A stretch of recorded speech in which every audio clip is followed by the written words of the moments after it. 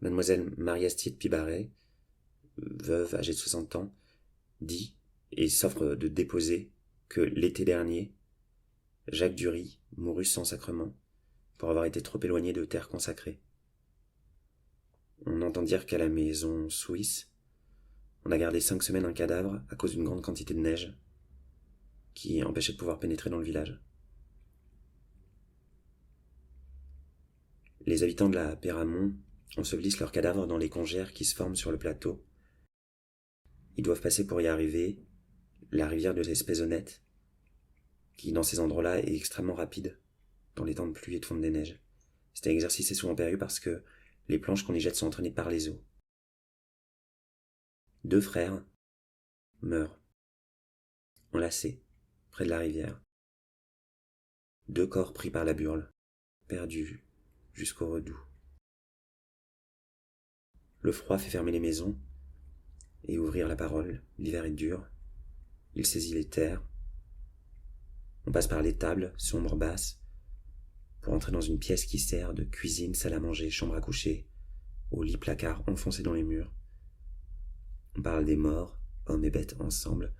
On parle de l'attente, de la cohabitation avec les morts, hommes et bêtes ensemble. Il faut enterrer les morts de l'hiver.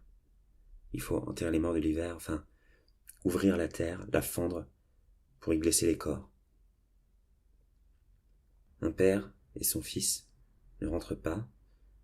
2 jours après, le père est découvert. Il est couché sur le ventre, enseveli sous une lourde couche de neige. À quelques pas, on retrouve le fils, debout, entièrement gelé. Ces traits convulsés témoignent encore de la lutte engagée contre le froid. On lit les dernières forces mobilisées, des forces pour tenir, se resserrer, s'amoindrir, pour céder. Nous nous adressons à des os, nous vivons avec les morts, nous vivons avec nos morts.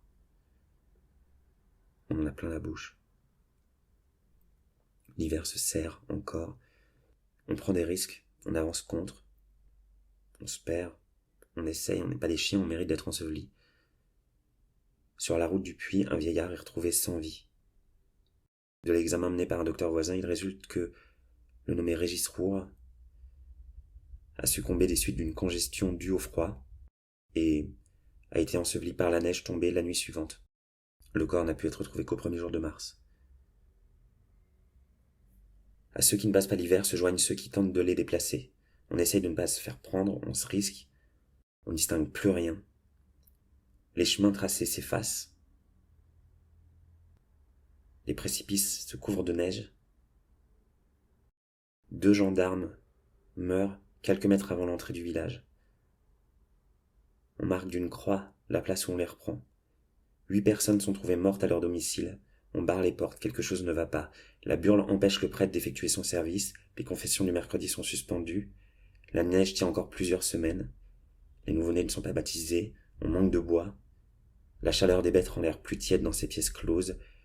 Les vieux murs fendus de des tables suintent, on veille. On partage une langue à ras de terre, une langue qui ramasse et ravale tout ce qui gît, ici et là, sous la neige, sur les toits, dans les sagnes. On trouve le cadavre du nommé Armand Charéron, pris de boisson, mort de froid, après qu'une abondante chute de neige ait ramené le froid sur le plateau. Des sondes sont rendues impraticables pour de longs mois, on ne sait plus le chemin, tout se confond. Le paysage disparaît. La route n'est pas ouverte pour le médecin accoucheur.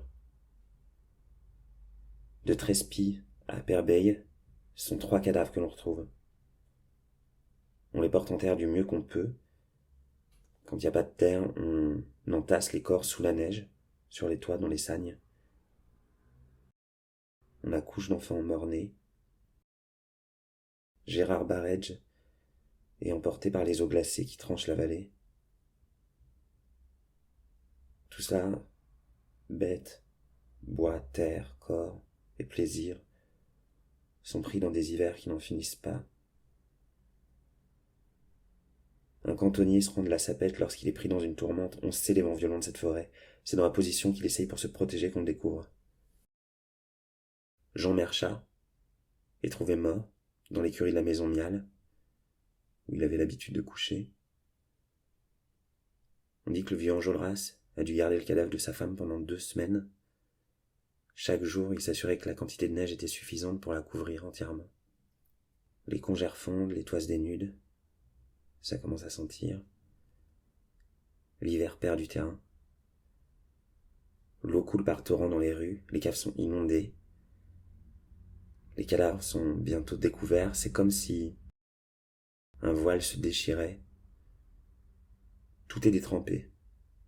Les chairs se mélangent à une boue glacée, quelque chose par là se vide et n'en finit plus de se vider. On respire cet air plein de cadavres de l'hiver, on les a en bouche, on en a plein la bouche, on dort avec, on s'endort dedans. Il faut passer les vachers pour que le temps des travaux reprenne. On continue, on fait avec, mais dans toutes les mémoires, on retrouve les cadavres entassés que la terre s'est refusée d'accueillir. Le dernier retrouvé est un drôle de village de Maurras. On pourra bientôt remuer la terre, il y a quelque part d'autres morts. Souillés par cette matière gelée, c'était un hiver dur. On s'en souviendra. Tous s'en souviendront.